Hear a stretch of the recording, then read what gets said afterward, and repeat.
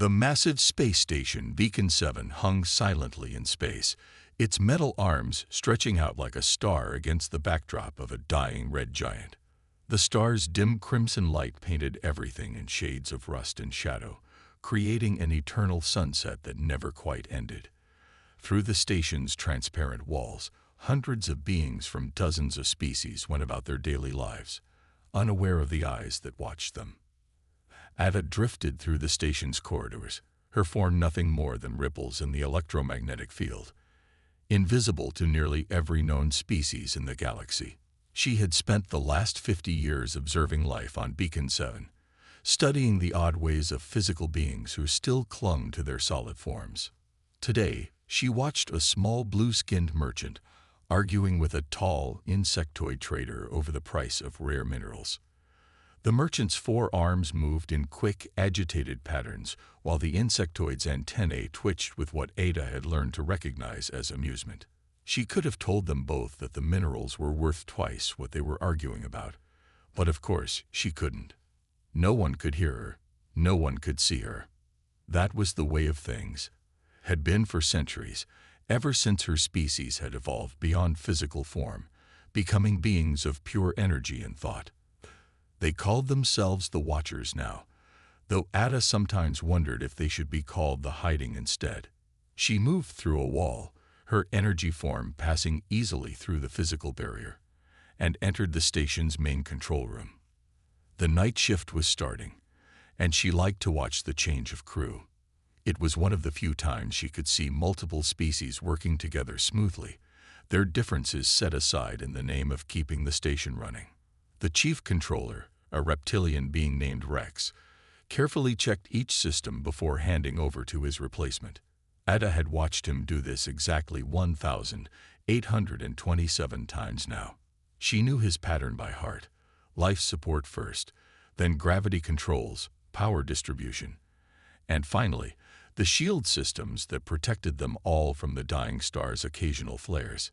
She drifted closer to one of the monitoring screens, allowing herself to feel the gentle buzz of electronics against her energy field. It was the closest thing to touch she had experienced in centuries. Sometimes, on quiet nights like this, the loneliness felt heavy enough to make even her non-physical form ache. A sudden alert caught her attention. The station's long-range sensors had detected an approaching ship. This wasn't unusual. Beacon 7 was a trading hub after all.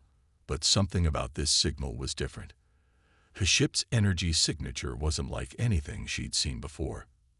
Ada moved to the external observation deck, passing through 3 walls and a maintenance shaft to reach it. The deck was empty at this hour, its huge windows offering an unobstructed view of space. She waited, watching as the ship grew from a tiny speck to a recognizable form. It was smaller than the usual trading vessels, sleeker too. Its hull was painted a clean white that stood out sharply against the red-tinted space around it. As it drew closer, Ada could make out the writing on its side. TEV Horizon, Earth Expedition Fleet. Humans. She had heard of them. Of course. Their species was relatively new to interstellar travel, but they had made quite an impact in the short time they'd been out among the stars. Other species talked about them in confused, often worried tones. Humans were unpredictable, they said. Humans could adapt to almost anything. Humans saw patterns where there were none. Ada moved closer to the window, her energy form rippling with curiosity. She had never observed humans up close before. This could be interesting. As she watched, the ship executed a perfect docking maneuver, its systems interfacing smoothly with the station's controls. She didn't know it yet, but this arrival would change everything. The humans aboard that ship would shatter her comfortable routine of watching and waiting, and one of them would do something no physical being had done in over 500 years. They would see her. But for now, she simply observed, as she always had, as the airlock cycled, and the first humans prepared to step aboard Beacon 7. Jack rubbed his temples as he stepped off the transport ship. Something felt different about this station, a subtle tingling at the edge of his awareness that he couldn't quite explain. The other crew members walked past him, eager to explore their new home for the next 6 months. But he stood still, trying to understand the strange sensation. "Everything okay there, engineer?" Captain Reed asked, pausing beside him. "Yes, just." Jack waved his hand in the air, as if trying to catch something invisible. "There's something about the electromagnetic field here. It's different." The captain nodded politely, used to Jack's unusual sensitivity to electromagnetic fields. Back on Earth, this ability had made him one of the best troubleshooters in the fleet. He could sense power problems before they showed up on any instruments. Some called it a gift, others a mutation. Jack just called it a headache. Ada watched the humans with growing interest. Most of them looked similar to other Bictal species she'd observed, but one of them, the one they called Jack, was behaving oddly. He kept looking around as if searching for something, his hand moving through spaces where her energy form happened to be. She drifted closer, curious about this strange behavior. As she approached, the human's head snapped up, his eyes scanning the empty air where she floated. Ada froze. It was impossible. No physical being had detected a watcher in centuries. Jack felt the tingling sensation grow stronger. There was definitely something here, something that didn't show up on any of the standard sensors. He pulled out his personal scanner, a device he modified himself to detect subtle energy variations. Found a project already. The station's chief engineer, Rex, approached him. The reptilian scales shimmered under the station's lights as he examined Jack's scanner with interest. "Maybe." Jack adjusted some settings. "Are you getting any unusual energy readings in this section?" Rex checked his own device. All readings normal. Power systems operating at standard efficiency. But Jack's scanner told a different story. There was a pattern in the energy field, too organized to be random. As he watched, it shifted and moved, almost like something alive. Ada found herself fascinated by this human's persistence. Unlike other beings who quickly dismissed unexplained phenomena, he kept looking, kept measuring. She should have left, should have retreated to the safer, less traveled parts of the station. Instead, she stayed, watching as he worked. Over the next few days, Jack explored the station, always with his scanner in hand. He started mapping the strange energy patterns, noting how they moved and changed. Ada followed him, unable to resist studying this human who could almost see her. During his night shift, when most of the station was quiet, Jack sat in the engineering control room, reviewing his data. The patterns were becoming clearer. Whatever this energy field was, it had purpose. It moved with intention. "You're not just random fluctuations, are you?" He mumbled to himself, staring at the screen. Ada hovered nearby, her energy form rippling with excitement and fear. She knew she should report this to the other watchers. A being who could detect them was potentially dangerous. But something held her back. Perhaps it was curiosity, or perhaps it was the way Jack spoke to the empty air, not with fear or suspicion, but with wonder. He started leaving his scanner on when he slept, recording the energy patterns. Ada found herself visiting his quarters during the quiet hours, studying this strange human who could almost see her. Sometimes, she would alter the electromagnetic field just slightly, creating patterns that his scanner would pick up. It became their first form of communication, a dance of energy and data, of questions asked in electronic pulses and answered in subtle field manipulations. Jack didn't know what he was talking to yet, but he knew he wasn't alone. And for the first time in centuries, neither did Ada. The message appeared on Jack's terminal at exactly midnight station time, a simple sequence of numbers that repeated in perfect intervals. He sat forward in his chair, suddenly wide awake despite the late hour. After 3 weeks of tracking energy patterns, this was something new. The numbers weren't random. They matched the atomic numbers of elements. 1 for hydrogen, 2 for helium, 3 for lithium. A basic pattern that any intelligent being would recognize. Jack's hands hovered over his keyboard as he considered his response. Ada watched nervously as Jack studied her message. She had spent days gathering the courage to try direct communication. It went against everything her people believed in, but she couldn't help herself. The loneliness of centuries pushed her forward. Jack typed his response, using the same pattern but reversing it. Within seconds, the numbers on his screen changed again. A conversation in the most basic language of the universe, chemistry. "I know you're here," Jack said softly to the empty room. "I've been tracking your energy patterns for weeks." Ada moved closer to his terminal. With careful concentration, she manipulated the electromagnetic field around it, making the screen flicker slightly. Yes, she was here. "Can you understand my words?" Jack asked, his heart racing with excitement. The screen flickered once. Yes. Over the next few hours, they developed a simple communication system. 1 flicker for yes, 2 for no. Jack would type questions, and Ada would respond through careful manipulation of the station's systems. It was crude but effective. "Are you alive?" Flicker. "Yes." "Are you physical like me?" Flicker, flicker. "No." "Have you been on this station long?" Flicker. "Yes." Rex noticed Jack's unusual behavior during the next day's shift. The human was talking to his computer more than usual, and the power readings in his section kept showing tiny fluctuations. "Your equipment causing these power surges?" Rex asked, showing Jack the readings on his tablet. "Just running some tests," Jack replied carefully. "Nothing to worry about." But Ada was worried.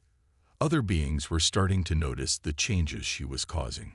She needed a better way to communicate, something that wouldn't affect the station's systems so obviously. That night, she tried something new. Instead of manipulating the computer, she focused on the small personal scanner Jack always carried. Its simple systems were easier to control with precision. Jack watched in amazement as words began forming on his scanner's small screen, 1 letter at a time. "Must be no or care fuel. Others no see." He quickly typed back, "Who are you?" The response came slowly. "Energy being. My people do be wake do noti interacti. I'd bar eki. Ruelese by tlking to you." Jack thought about this. An entire species of energy beings, living among them unseen. It should have been terrifying, but instead, he felt a sense of wonder. "Why did you choose to talk to me?" There was a long pause before the answer appeared. "You saw me. No one sees us, but you felt my presence. I have been alone you for so long." The honesty in those simple words touched something in Jack's heart. He understood loneliness. Space missions often meant long periods of isolation, even when surrounded by other crew members. "I won't tell anyone if you don't want me to," he promised. "But I'd like to keep talking." "Yes," came the immediate response. "Yes." And so began their nightly conversations. Jack would work the late shift in engineering, seemingly talking to his equipment as he worked. Ada would respond through his scanner, sharing stories of what she'd observed over her years on the station. Neither of them knew they were breaking barriers that had stood for centuries. They were just 2 lonely beings who had found someone who understood them. Ada had never been so fascinated by a single being in all her centuries of watching. Every night, as Jack worked his engineering shift, she learned something new about humans that challenged everything her people believed about physical beings. Tonight, Jack was telling her about Earth while fixing a broken power coupling. His scanner sat nearby, displaying their conversation. "So you're saying your oceans cover most of your planet?" Ada typed through the scanner. "Yes," Jack replied, his hand steady as he worked on the delicate wiring. "And we've explored less of our deep oceans than we have of space. Imagine that. Mystery still waiting right there on our home world." Ada's energy form rippled with excitement. "Your PUPLE seek unknown even at home. Most species only look to stars." Jack smiled. "Humans are curious about everything. Up, down, inside, outside. If there's something to discover, we want to find it." He paused, considering his next words. That's why I kept looking for you, even when others said the energy readings were just system glitches. This was something Ada had been pondering. Other species had noticed odd energy readings before, but they always found logical explanations and moved on. Humans, it seemed, never stopped asking questions. Why are humans different? She asked through the scanner. Why do you keep looking when others stop? Jack put down his tools and sat back, thinking. Maybe because we're used to being the underdogs. Earth isn't the most hospitable planet, you know. We had to learn to adapt, to think differently, to keep trying even when things seemed impossible. He told her about human history, about climbing the highest mountains just because they were there, diving into the deepest oceans in tiny metal vessels, looking at the stars and deciding to reach them, no matter what it took. Ada absorbed every word, her understanding of humanity growing with each story. Her people had evolved beyond physical form because they saw it as a limitation. But humans took their limitations and turned them into strengths. Tell me more about how humans sense things, she requested, genuinely curious. You feel me differently than others do. Jack flexed his hands, thinking about how to explain it. Humans have 5 basic senses: sight, sound, touch, taste, and smell. But we also have something else. Some call it intuition, others call it a sixth sense. We can sometimes feel things we can't explain. Like me, Ada typed. Exactly like you, Jack agreed. Most humans have lost touch with that ability. But some of us still have it. Working with electronics all my life probably made mine stronger. Ada moved closer to his scanner, making the screen glow slightly brighter. Your pupil in strange ways. My pupil physical form limited growth. But you grow because of limits, not despite them. Jack nodded, understanding what she meant. Limitations force us to be creative, to find new ways around problems. It's why every human you meet might solve the same problem differently. They worked in comfortable silence for a while, Jack repairing systems while Ada watched and occasionally assisted by detecting power fluctuations he couldn't see. Your PUOPL are not IWH8 mind vote, Ada finally typed. We'd be live failures I. The changes were simple. Limited. We were do our own. Jack reached out, his hand passing through the space where he sensed her energy field. Though he couldn't touch her, the gesture meant more to Ada than any physical contact could have.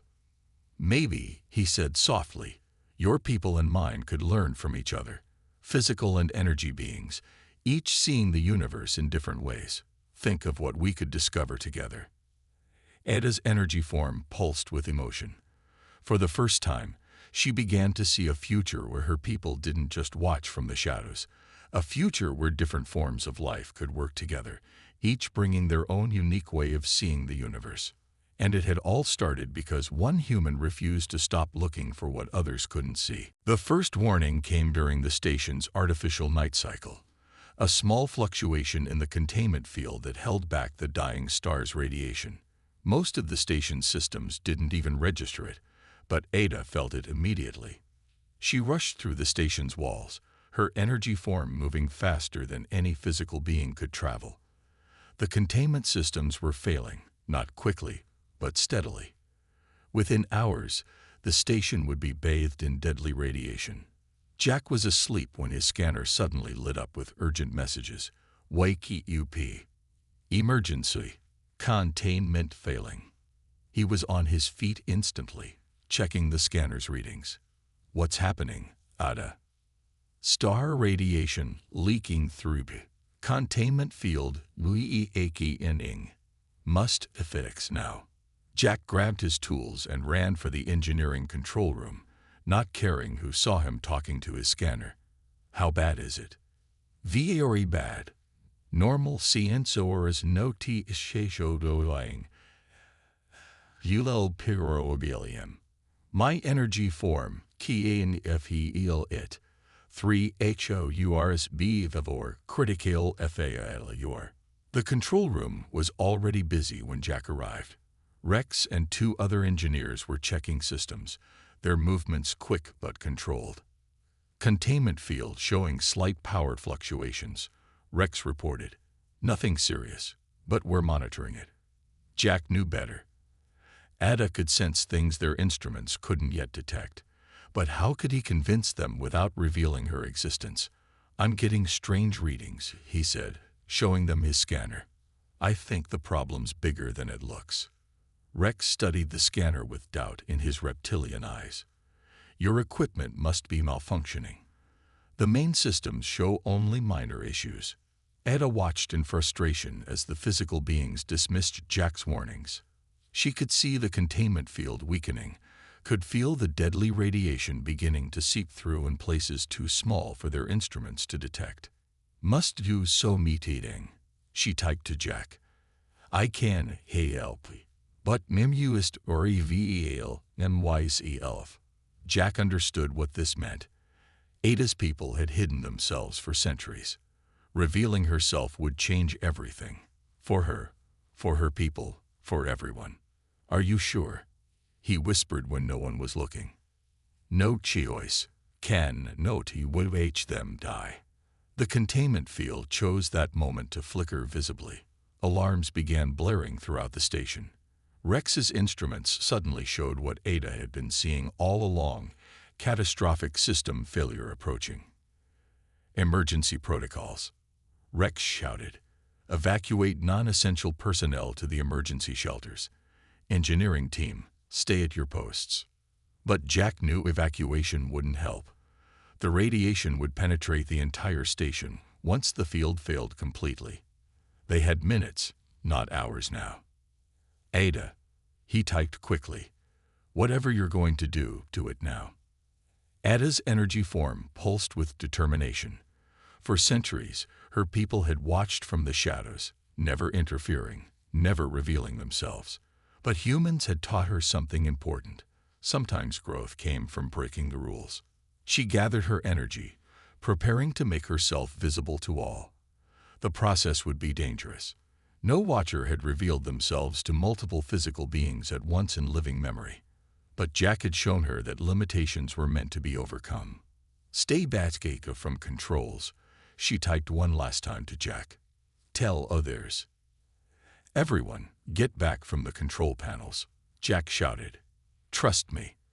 Rex started to argue, but the urgency in Jack's voice made him hesitate. The engineering team stepped back just as the containment field entered critical failure. And then, for the first time in centuries, a watcher chose to be seen. The engineering control room erupted in gasps and shouts as Ada made herself visible. Her energy form shimmered like the northern lights of Earth, waves of blue and white light dancing in patterns too perfect to be natural. The failing containment field cast an eerie red glow behind her, making her appearance even more dramatic. Rex stumbled backward, his scales turning pale. What is that? Not what, Jack said firmly, stepping forward. Who? Her name is Ada, and she's here to help us. Ada moved toward the control panels, her light filling the room. She had never revealed herself to so many beings at once, and maintaining visible form was difficult. But she pushed through the discomfort, focusing on the task at hand. The station's systems responded to her presence immediately. Displays flickered as she connected directly with the containment field controls, her energy merging with the station's power grid. Warning alarms screamed as radiation levels spiked. Everyone stay calm, Jack called out, watching Ada work. She knows what she's doing.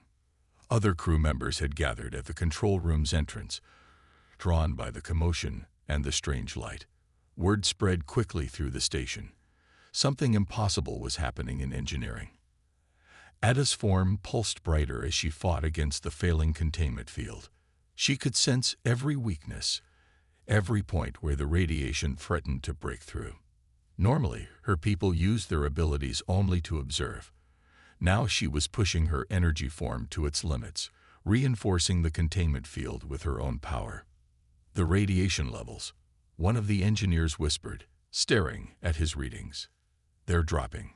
Jack watched the main display as Ada's energy merged with the station's systems.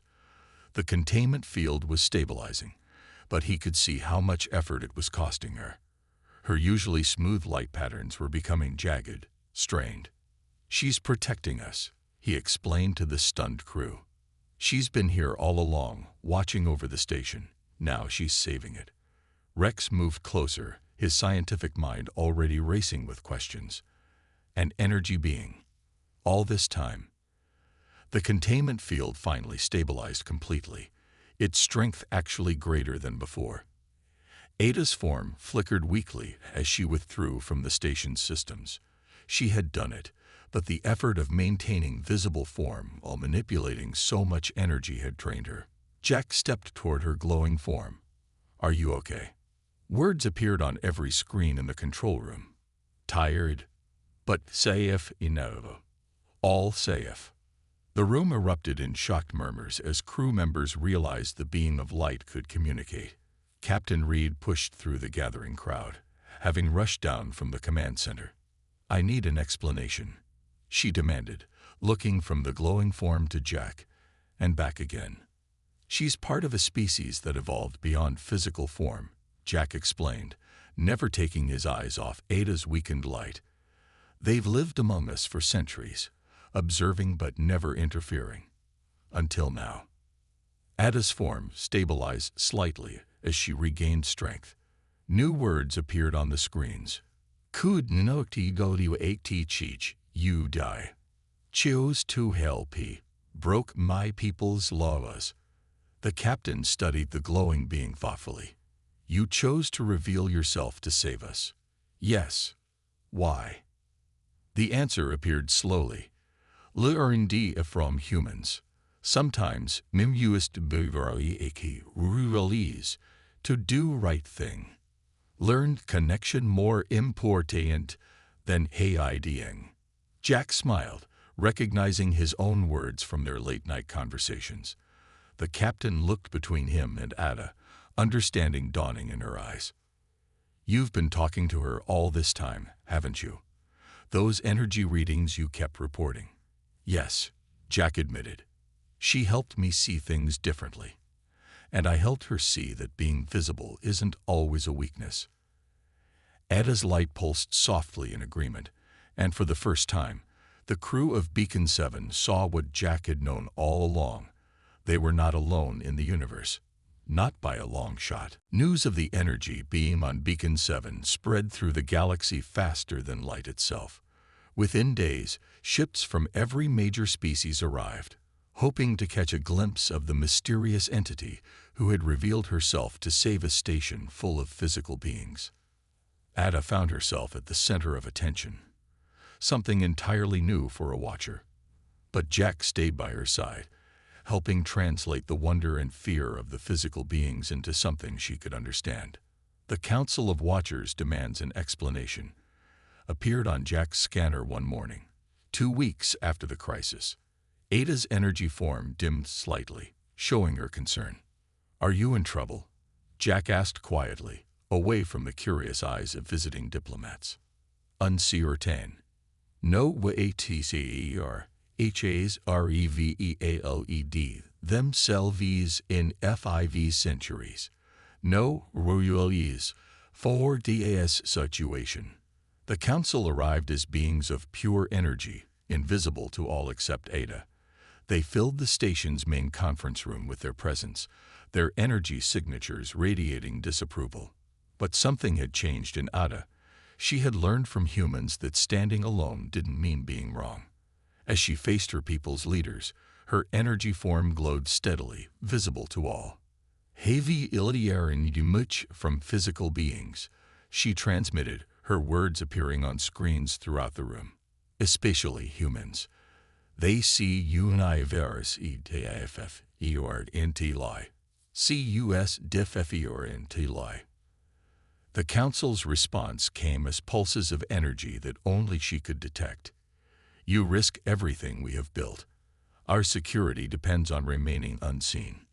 Jack stood up, somehow sensing the tension in the room. Your security was based on fear, he said, hoping the council could hear him. Fear that physical beings wouldn't understand you, couldn't accept you. But look around. He gestured to the gathered representatives from dozens of species. Many had been enemies before, but now they sat together, united in their desire to understand the Watchers. Humans, T me strange in being seen, Ada transmitted. In QNECTing. We evolved physical form, but lost something too. Lost connection. The council's energy patterns shifted, showing their first signs of uncertainty. Ada continued, her words appearing faster now. Woishishing is not enough. Universe needs ALOPERSPTIVs, physical and energy. Separate, we see ONLOPART. Together, we see more. A young diplomat from a distant system stood up. We offer friendship to the Watchers. Your knowledge, combined with our different ways of seeing. Think what we could learn from each other. One by one, representatives from other species stood, offering their own words of welcome and cooperation. The council's energy patterns swirled with confusion, then gradually, understanding. Perhaps, their energy pulses conveyed to Ada, it is we who have been limited by our own choices. Ada's form brightened with joy. Niuishiaptior, Vijins, she transmitted to everyone. No muorivuatichichiangnia from shadows. Now we learn together. The council, in their first visible act in 5 centuries, revealed themselves to the gathered beings. The conference room filled with patterns of light as dozens of Watchers showed themselves, their energy forms creating a display more beautiful than any physical artwork. Jack smiled as he watched barriers that had stood for centuries dissolve in moments of understanding. Ada's energy form brushed against his hand, and he felt that familiar tingle that had started everything. What happens now? He asked softly. Now do we grow? Ada's words appeared on his scanner. Physical and energy being together. UTVG to me, humans. Nini vi are still pay exploring. Ni vi are stop trying to UND or stand. Now, my people learn same lesson. As the gathered beings, physical and energy alike, began their first real conversations, Ada realized that she had found something far greater than just being seen. She had found a way to help both her people and physical beings see each other, truly see each other for the first time. And it had all started with a human who had looked into the darkness between the stars and refused to believe he was alone.